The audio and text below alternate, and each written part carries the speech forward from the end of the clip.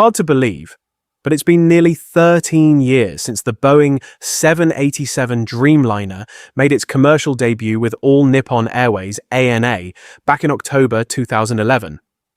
Since then, the Dreamliner family has grown to include three variants: the 787-8, 787-9, and the largest of the trio, the 787-10. As of May 2024, Boeing has already delivered over 1,100 Dreamliners, with another 800 orders still in the backlog, a testament to the aircraft's popularity. No matter the variant, Boeing offers airlines two distinct engine choices: the General Electric GEnx-1B and the Rolls-Royce Trent 1000. Airlines take multiple factors into account when deciding which power plant to choose, including fleet commonality, long-term contracts, maintenance costs, availability, and performance on specific routes. Both engines have their strengths and their controversies. Let's start with the Rolls-Royce Trent 1000, one of the two options for powering the Boeing 787 Dreamliner. Rolls-Royce developed this high-bypass turbofan from the Trent 900, which powers some Airbus A380 aircraft. The Trent 1000 first ran in February 2006, over 5 years before entering revenue service on the Dreamliner's first ever commercial flight with ANA.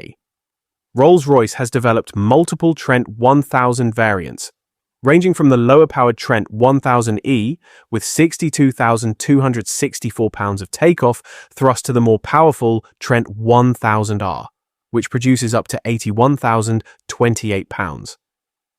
Despite the historic achievement of powering the first Dreamliner flight, Rolls-Royce has struggled to gain market share against GE. According to Flight Global, only 1/3 of Boeing 787s are powered by Trent 1000 engines, with GE taking the lion's share of the market. Part of the issue has been durability and supply chain problems.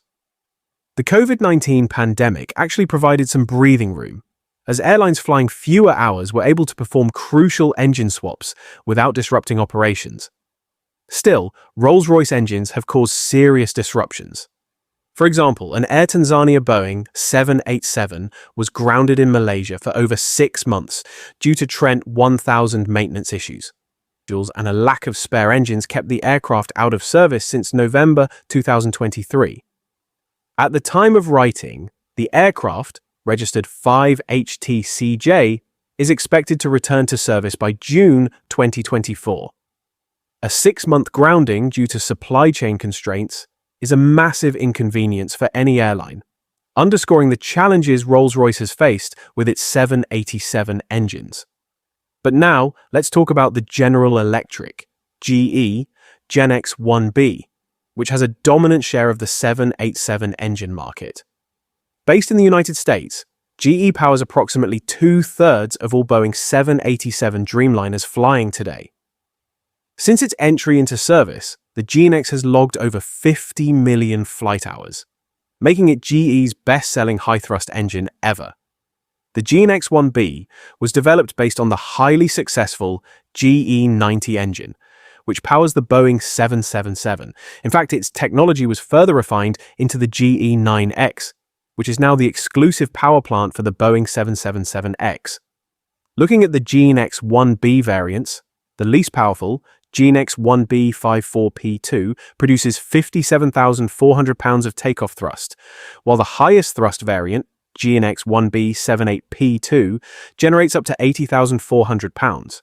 The GEnx-1B75-P2, on the other hand, has the highest continuous thrust output at 68,800 pounds force.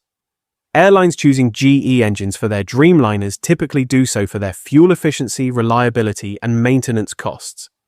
One of GE's biggest wins was Air Canada, which has consistently chosen GEnx engines for its 787 fleet. In 2023, the airline reaffirmed this by selecting GEnx engines for its upcoming 787-10 deliveries expected from 2025 onwards.